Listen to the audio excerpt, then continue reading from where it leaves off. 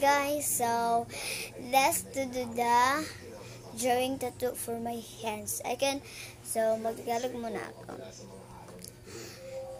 Mag-drawing ako rito niya yung parang tattoo. Para yung, pag naka-drawing na ako, sabihin ko, drawing tattoo na lang. So, ang materials natin, ball pen, and foundation. This is basic. Let's go. So, mag-drawing ako ng spider dito. Pakita ko na lang sa inyo mamaya. First ko muna ito. Ang malawa yan. Mabawad niyo. Lagi, set off ko muna. So, ito na yung na-draw ko. Grabe naman yung pag-draw. Hindi siya straight. Wait lang. Ito yung na-draw ko. Wala na siya spider ngayon kasi. So, siya mag-draw. Mag-draw muna ako ng spider kung pwede pa kaya. Mag-draw ng spider.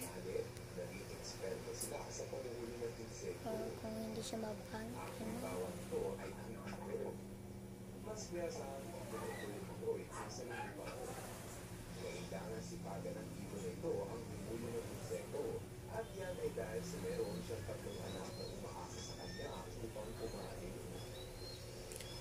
Ito siya guys.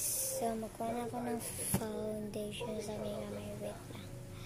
Ay, maputi na. So, kanya yan siya kasi na foundation. Mag-drawing technique. Ito guys. Balik na naman. Foundation na naman. Sabihin ko na lang sa inyo na tapos na. Okay. Foundation na naman. Uy. Tapit na siya, tet. Awalan ko pa siya. Hindi siya mawala. For me, makatatot talaga ako. So, thank you for watching. Bye-bye. So, hindi pa rito magtatapos ang ating video. So sana makinig kayo sa akin. So, mag-drawing kayo. Sana kung gusto niyo magtattoo mga kids, kanan, mag-drawing lang kayo at saka foundation.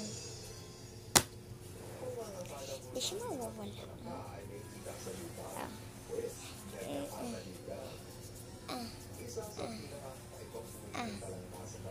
Bye-bye. Thank you for watching. Bye-bye.